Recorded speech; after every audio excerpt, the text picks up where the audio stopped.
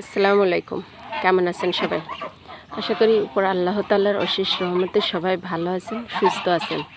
আলহামদুলিল্লাহ, আমিও আল্লাহ তাআলার রহমত এবং আপনাদের সকলের দোয়ায় ভালো আছি, সুস্থ আছি। কাছে দূরে, দেশ বা দেশের বাইরে যে যেখানে বসে প্রতিনিয়ত কৃষি খামার ও প্রাকৃতিক দৃশ্য চ্যানেলের ভিডিওগুলো দেখে থাকেন, তাদের সবাইকে জানাই আন্তরিক শুভেচ্ছা। এবং আমার চ্যানেলটিকে যারা সাবস্ক্রাইব করেছেন তাদের জন্য রইল অসংখ্য ধন্যবাদ। এছাড়াও কিছু ভাইয়া ও আপুরা আছেন যারা আমার চ্যানেলটিকে এখনও সাবস্ক্রাইব করেনি, কিন্তু প্রতিনিয়ত আমার চ্যানেলের ভিডিওগুলো দেখে থাকেন। তো তাদের জন্য রইল অসংখ্য ধন্যবাদ। এবং সেই সব ভাইয়া আপুদের উদ্দেশ্য বলবো, যদি আমার চ্যানেলটা ভালো লেগে থাকে তাহলে অবশ্যই সাবস্ক্রাইব করবেন, ছোট্ট একটা লাইক দিয়ে পাশেই থাকবেন। তো আজ ভিডিওর মেন বিষয়গুলো হচ্ছে রাজাহাঁসের খামার সংক্রান্তে। তো আমাকে কিছু ভাইয়া ও আপুরা প্রশ্ন করেছেন।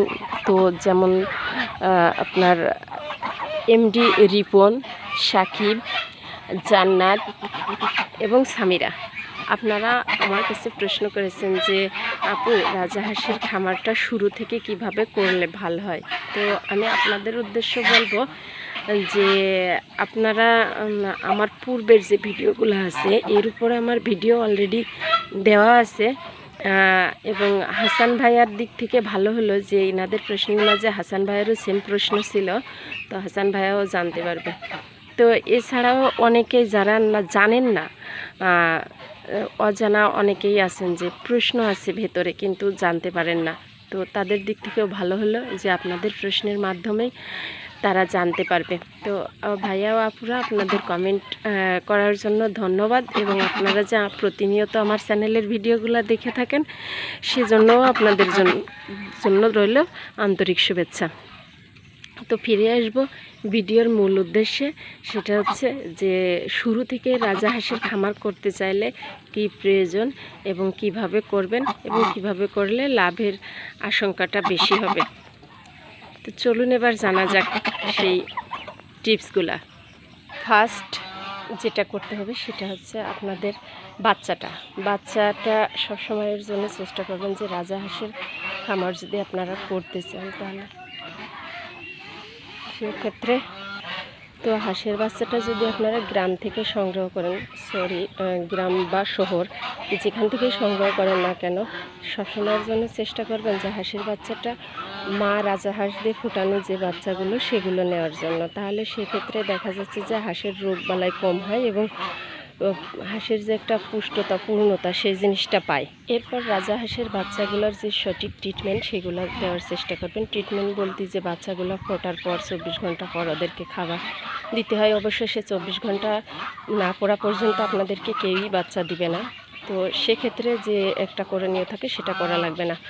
তো ছোটো থেকে আপনারা চেষ্টা করবেন রাজাহাঁসের বাচ্চাকে ঘাস খাওয়ানোর অভ্যাস করবেন। তো শুরু থেকে যদি রাজাহাঁসের বাচ্চাগুলোকে আপনি ঘাস খাওয়ানোর অভ্যাস করেন, সেক্ষেত্রে দেখা যাচ্ছে যে রাজাহাঁস সুন্দরভাবে ঘাস খাবে। এমনিতেই এদের ঘাস লতাপাতা খুবই পছন্দ, তারপরেও আপনার যদি ছোট থেকে আরও বেশি অভ্যাস করা যায়, দানাদার খাবার, কেনা খাবার এগুলাই একটু কম দিয়ে যদি আপনার ঘাসের দিকটা বেশি আগ্রহী করা যায় তাহলে সেক্ষেত্রে ভালো হয়। আর যে এর আগেও আমি অনেক ভিডিওতে বলছি, আপনারা জানেছেন কিনা জানি না, দেখছেন কিনা। তো এই যে দেখতে পাচ্ছেন যে ঘাস, ছোটো যে ঘাসগুলা, এই যে আবাদি যে ঘাস, এই যে দেখতে পাচ্ছেন আমাদের জমিতে যে আবাদি ঘাসগুলা, তো এই ঘাসগুলাতে আপনার হবে কি, দেখা যাচ্ছে যে এই সাইডে যে বড় ঘাসগুলা গরুর জন্য এবং ছোট যে ঘাসগুলা, এগুলা কিন্তু 1 থেকে 2 হাত হাইট হলে কিন্তু এই ঘাসগুলা কেটে ছোটো ছোটো করে ট্রের মধ্যে দিয়ে রাখলে কিন্তু এরা খেয়ে নেবে, এতে খাবার খরচটা কম আসবে।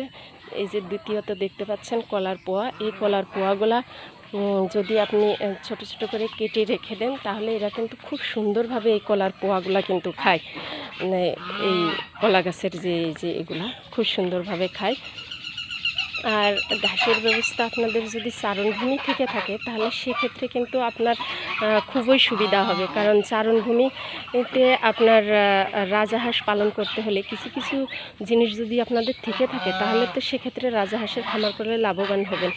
যেমন আপনাদের যদি নদী নালা বা থেকে থাকে বা চারণভূমি থেকে থাকে তাহলে সেক্ষেত্রে আপনাদের হাঁসের খাবার খরচটা কম আসবে, লাভের আশাটা বেশি হবে। আর যদি চারণভূমি না থাকে তাহলে ঘাসের ব্যবস্থা করবেন অবশ্যই। এই লাগানো যে ঘাসটা, এই ঘাসটার ব্যবস্থা করবেন। আর আরেকটা কাজ, সেটা হচ্ছে আপনার যে অবশ্য রাজাহাঁসের ক্ষেত্রে কিন্তু পানির খুব বেশি প্রয়োজন হয় না, কিন্তু গোসলের জন্য যতটুকু বাট প্রয়োজন অতটুকুই হলে যথেষ্ট, এনাফ। কিন্তু আপনারা যদি নদী নালা থেকে থাকে তাহলে সেক্ষেত্রে ভালো, না থাকলেও সমস্যা নেই। আর চারণভূমিটা মাস্ট থাকতে হবে, কলা গাছের ব্যবস্থা থাকতে হবে। আর যখন আপনার কাঁঠালের সিজনটা আসে, আপনারা যদি এর আগে আমার যে কাঁঠালের উপরে যে ভিডিওটা দেওয়া আছে, কাঁঠাল থেকে যে রাজাহাঁসের পুষ্টি চাহিদা বা আপনার খাবারের যে ইটা পূরণ হয়, সেটা কিন্তু আমি আপনাদেরকে এর আগে দেখিয়েছি। চাইলে ওই ভিডিওটা দেখলেও আপনারা বুঝতে পারবেন। আর এরা যদি আপনি আবদ্ধ অবস্থায় পালন করতে চান তাহলে দিবেন কিছুটা বালু। এরা কারণ নদী নালা থেকে যেভাবে বালু খায়, সেই বালুটা কিন্তু আবদ্ধ অবস্থায় পালন করলে কিন্তু এরা পায় না। বালু, ঝিল, এটা কিন্তু পাথরের কুচি পায় না। কিন্তু এগুলা দিলে কিন্তু থাকলে আপনার কি হয় যে সেক্ষেত্রে এদের যে বালুটা আটকা জায়গা রাখার কারণের জন্য এরা খেতে পায় না, যার কারণের জন্য এদেরকে মাঝে মাঝে একটু করে বালু দিয়ে রাখার ব্যবস্থা করবেন। আর সম্পূর্ণভাবে যদি আপনারা দেখছেন আমার ভিডিওগুলোতে যে আমি কিন্তু রাজাহাঁসকে কোনো ধরনের কোনো ভ্যাকসিন করিনি, ভ্যাকসিন ছাড়াই কিন্তু আমি আমার রাজাহাঁসগুলোকে সুস্থ রাখতে পারছি। আর এটা পারার একটা মাত্রই কারণ, সেটা হচ্ছে আমি এদেরকে প্রচুর পরিমাণে, পর্যাপ্ত পরিমাণে ঘাস খাইয়েছি। আর এই ঘাস থেকেই কিন্তু ঘাসের যে একটা শক্তি, যে একটা পুষ্টি, যে একটা ভিটামিন থাকে, সেটার কারণের জন্য কিন্তু অনেকটা হেলদি থাকে এরা। আর এই হেলদি থাকার কারণের জন্য কিন্তু হাঁসগুলা কিন্তু আপনার এখনও পর্যন্ত আমি ভ্যাকসিন করিনি, এবং আমি সবসময়ের জন্য এদেরকে ন্যাচারাল খাবার খাওয়ানোর চেষ্টা করি। আমি বাজারের কেনা খাবার খুবই কম দিই এদেরকে। আর আমাদের তো প্রচুর চারণভূমি পড়ে আছে, যার কারণের জন্য আমার রাজাহাঁসগুলাকে খুব বেশি একটা খাবার খরচের ইটা আসে না, খাবার খরচটা আসে না। তো আপনারা যে কাজগুলা করবেন সেটা হচ্ছে সবসময়ের জন্য যে খামার যদি করতে চান তাহলে এক বাচ্চা আপনাদেরকে রাজাহাঁস দিয়ে ফুটানো যে বাচ্চা, সেই বাচ্চা আপনাদেরকে সংগ্রহ করতে হবে। 2 বাচ্চাকে ছোটোবেলা থেকে 1 থেকে 15 দিন পর্যন্ত স্ট্যাটাস যে ছোটো ফিডটা আছে, খুদ, ভুসি, ফিড, এগুলো একটু দেওয়ার চেষ্টা করবেন। এর পাশাপাশি আপনারা ঘাস রাখার চেষ্টা করবেন। আর চারণভূমিতে ছেড়ে দেওয়ার ব্যবস্থা থাকলে সেই জিনিসটা চেষ্টা করবেন। কলা গাছের ব্যবস্থা রাখবেন, সবুজ ঘাসের ব্যবস্থা রাখবেন, তাহলে কিন্তু সেক্ষেত্রে আপনাদের রাজাহাঁসের খামার করলে কিন্তু লাভ হবে। আর লাভজনকভাবে রাজাহাঁসের খামার করতে চাইলে এই টিপসগুলো অবলম্বন করলে আশা করি মনে হয় কাজে দিবে। তো আমি যতটুকু করেছি, আমি আমার অভিজ্ঞতা থেকে করেছি সেটাই বলছি। এবং আরেকটা কাজ করতে পারেন আপনারা, সেটা যারা ছোটো আকারে খামার করতে চান তারা আমার মনে হয় অল্প কিছু হাঁস দিয়ে, প্রথমবার যদি আপনারা অল্প কিছু হাঁস দিয়ে শুরু করেন, দ্বিতীয়বার কিন্তু ওই হাঁস থেকেই কিন্তু আপনার যে বাচ্চা ফুটবে, তাহলে কিন্তু সেক্ষেত্রে আপনার বাচ্চা কেনার যে একটা খরচ, একবারে খামার করতে গেলে যে অনেকগুলা বাচ্চা কিনতে হয়, ব্যয়বহুল যে খরচটা আসে, এটা কিন্তু হবে না। তো শুরু করতে পারেন। আর যদি কেউ মনে করেন যে না আমি একবারে বড়সড় আকারে খামার করব, তো সেক্ষেত্রে তাহলে আপনারা অবশ্যই বাচ্চা তো সংগ্রহ করবেন বেশি করে, এবং মা রাজাহাঁস দিয়ে ফোটানো যে বাচ্চা, সেই বাচ্চাগুলো সংগ্রহ করার চেষ্টা করবেন, তাতে লাভবান হবেন। কিন্তু হেসারি থেকে বাচ্চা নিলে আমার ধারণা নাই, তবে আমার মনে হয় যে মা রাজাহাঁস দিয়ে ফোটানো বাচ্চাগুলাই ভালো হয়। যেহেতু মুরগির বাচ্চাগুলো আপনারা দেখবেন যে যেগুলো বাচ্চাগুলো মুরগিতে ফোটায়, সেই বাচ্চাগুলো কতটা রোগ প্রতিরোধ ক্ষমতা তাদের শরীরে থাকে। আর যেগুলা আপনার অন্য উপায়ে ফুটানো হয়, সেই বাচ্চাগুলোর কিন্তু এই ওষুধ সেই ওষুধ, এই মেডিসিন সেই মেডিসিন দেওয়া লাগে। আর এদেরকে দেওয়া লাগবে না, শুধু এই কারণের জন্য যেগুলো মা দিয়ে ফোটানো হয়, প্রাকৃতিকভাবে ফোটানো হয়, সেগুলাই কিন্তু হেলদি থাকে, সুস্থ থাকে এবং রোগমুক্ত থাকে।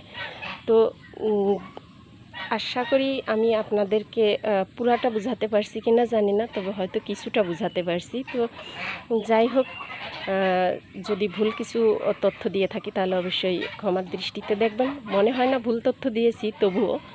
আর আপনাদের যাদের আরও কোনো কিছু যদি জানার থাকে তাহলে অবশ্যই কমেন্ট করবেন। ভিডিওটা ভালো লাগলে ছোট্ট একটা লাইক দিবেন। তো দেখা হবে পরবর্তী কোনো ভিডিওতে। সে পর্যন্ত সবাই ভালো থাকবেন, সুস্থ থাকবেন এবং আমার চ্যানেলটিতে নতুন হয়ে থাকলে সাবস্ক্রাইব করে বেল আইকনটি বাজিয়ে দিবেন। আল্লাহ হাফেজ।